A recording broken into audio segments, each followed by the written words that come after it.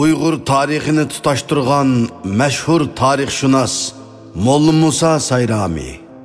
Molla Musa Sayrami'nin toluq ismi Molla Musa ibni Molla Aysa Xoja Sayrami bolup, u 1836 yılı 8 ayının 23 günü Aksu Bay nahiyesiga qarashliq Sayram rayoni Anıqız yezisi Toğayla mahallesi hozirgi Toqsun yezisining 4 kentida dinni o'lima oilasida dunyoga kelgan.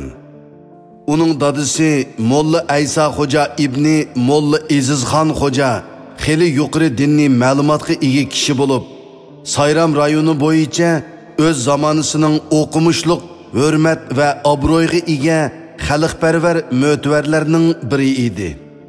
Molla Aysa tunji o'g'li Molla Musaning istiqboliga nihoyatda ko'ngil bo'lib, uni yaxshi axloq va xuluq mijoz bilan tarbiyalagan.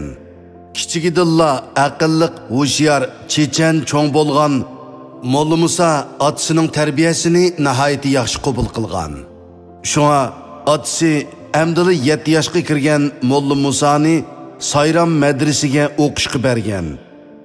Molla Musa ustozlari va dadisining yordami bilan bir qancha yildila chiroyli husn xat yoza oladigan Haptiyakni va So'pi Allah yor Navoiy she'rlarini yodga o'qiy oladigan saviyaga yetib, savodoshlari va jamoatchilik ichida Bola Molla nomi bilan shuhrat qozongan. 1847 yili 9 oyda Molla Musa amdila 11 yoshga kirganda dadisi uni 7 shahar bo'yicha cho'ng o'qish yurtlarining biri bo'lgan Kuchadagi Saqsaq madrasasiga o'qishga olib bergan. Molla Musa bu madrasada ayni zamondagi Uyg'ur olimi Molla Osman Axunumning tarbiyasida Qur'on, hadis, tarix, adabiyot, astronomiya, kalendarchilik, grammatika, matematika fanlarini o'qish bilan birga arab, faris, ordu tillarini mu ijtihod bilan o'rganib, kucha bo'yicha tezla shuhrat qozonib, keng jamoatchilikka to'nilgan. Molla Musa 1854 yili Kuchadan o'z yurti Sayramga qaytib kelib, Sayramdagi diniy madrasada mudarrislik qilgan. O'z vaqtida Sayram madrasasi xeli cho'ng dangliq madrasalarning biri bo'lib, yaqin atrofdagi hamma yezi qishloqlardan taliblar kelib ilm tahsil qilatdi. Sayram kichik yurt bo'lsa-mu, Sharqiy Turkistonning janubi bo'yicha Qashqar, Kucha qatorliq 7 shahardan qolsila, xeli nomi bor, ilm ahllari ko'p, ma'rifatparvar kishilar to'plashgan ham Jipak yo'lining markaziga joylashgan kishilarning og'zida shahar nomi bilan atiladigan joy edi. 1864 yili 6 oyda Sharqiy Turkistonning har qaysi joylarida, jumladan Kuchardimu Uyg'ur dehqonlari va qo'l hunarvanlarining Ching sulolasining milliy zulmiga qarshi keng ko'lamlik dehqonlar qo'zg'olonlari portlagan.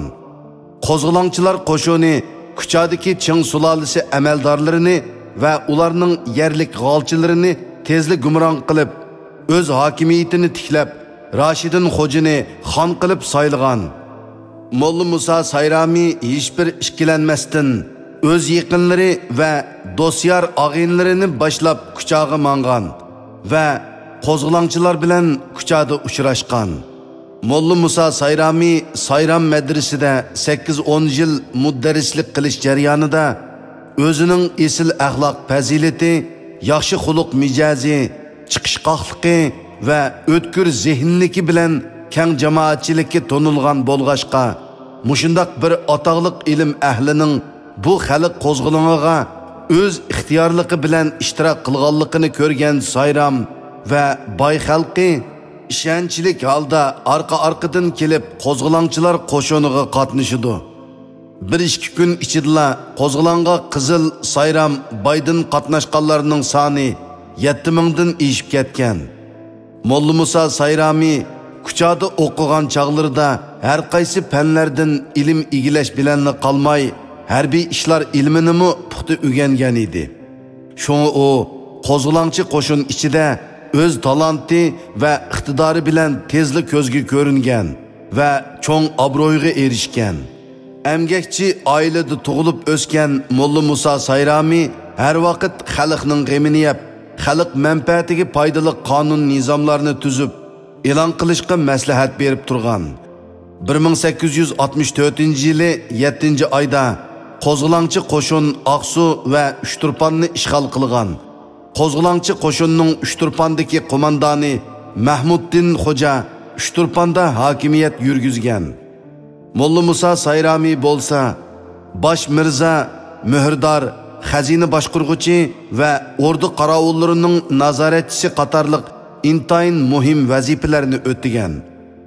Molla Musa Sayrami ana shundoq cho'ng huquq va imtiyozlarga ega bo'lib, qo'lida moliya huquqi bo'lsa-mu, lekin o'ziga tegishligiga shukr qilib, hargiz nafsoniyatchilik, xiyonatchilik qilmagan. Har qanday ishni aqlonlik va odillik bilan bejirgan. 1867-yili 6-oyda qo'zg'olonchilarning Aqsu va Uchturpandagi hukumati Yoqubbek Badavlat qo'lida ag'dirilib, qo'zg'olonchi qo'shinning ko'p qism boshliqlari o'ldirilgan va nazarband ostiga ilingan. Jumladan Molla Musa Sayrami mu bir mezgil nazarband ostiga ilingan. Oxirida yanılı uning aql parasiti va talant iqtidori uni bu mahkumlikdan qutuldirgan. Shuning bilan u Yoqubbek hokimiyatining ma'muriy apparatlarida 1867-yildan 1877-yilgacha Aqsu rayonining har qaysi joylaridagi o'shir zakat hisobotini xotirlaguchi mirza bo'lib ishlagan. 1878-yili 3-oyda Yoqubbek Badavlat hokimiyati ag'dirilgandan keyin 1878-yilning oxirida o'z yurti Sayramga qaytib kelgan.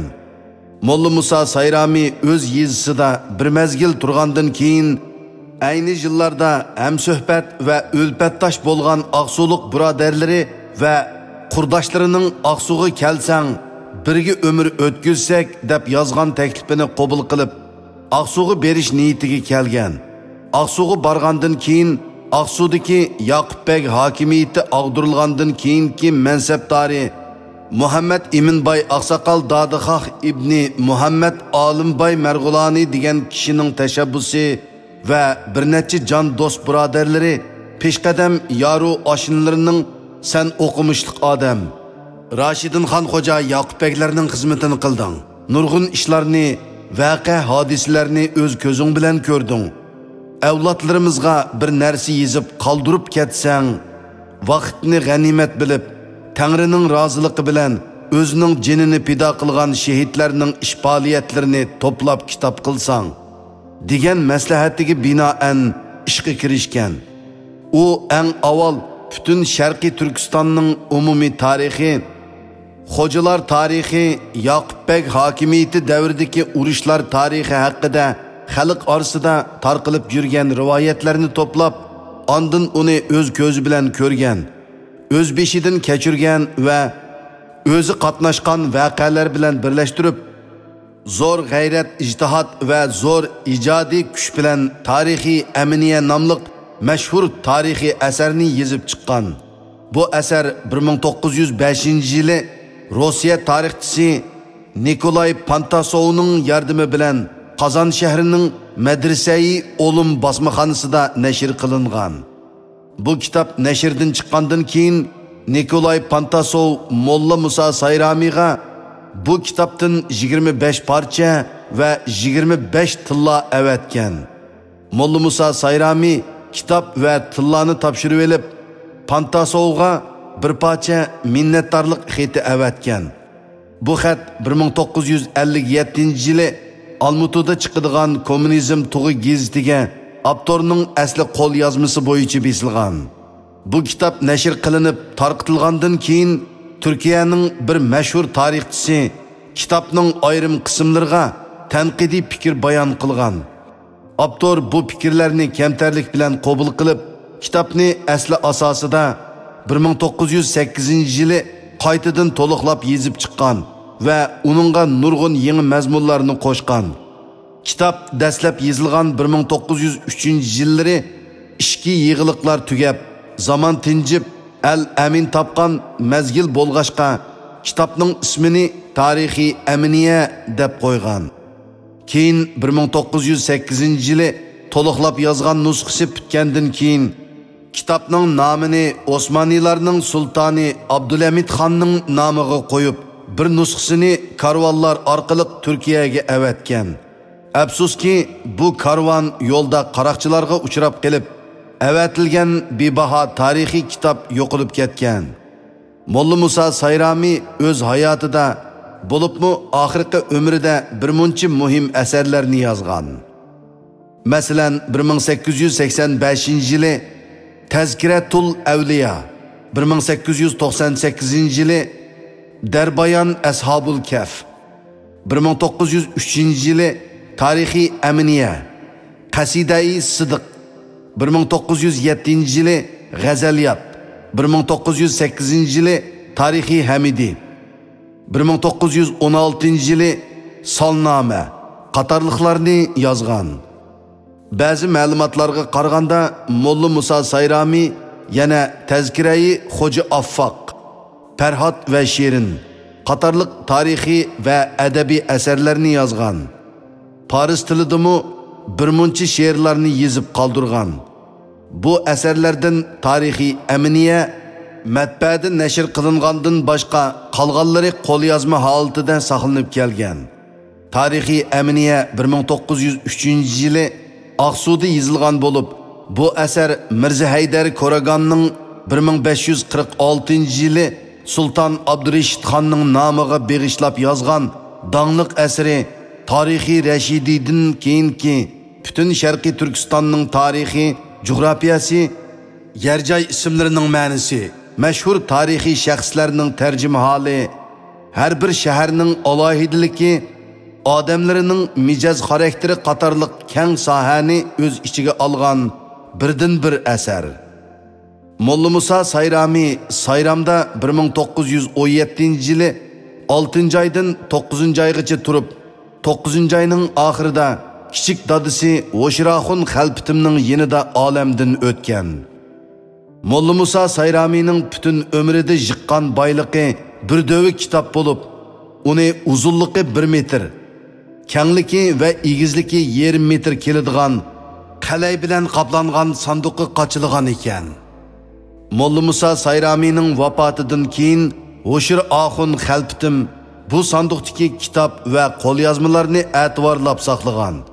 1944-yili Kuchaliq shoir Boyiz qari o'g'li Mamtimin Boyiz bilan billa Aqsuga berishida O'shiraxun Xalpitimning uyiga tushib, bir necha kun turish jarayonida Tarihi Hamidini bir qism kitob va she'rlarning qo'lyozmasini ilib ketgan.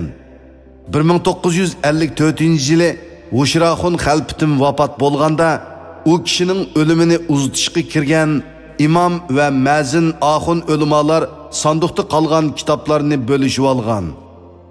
Shoir Boyiz qari O'shiraxun Xalpitimning uyidan ilib kelgan qimmatlik adabiy miroslarni e'tiborlab puxta saqlagan bo'lsa-mu, atalmış madaniyat inqilobi jarayonida o'zi tartib chiqarilib surgun qilingan kitoblari va saqlayotgan qo'lyozmalar bozorga ilib chiqilib setib etilgan.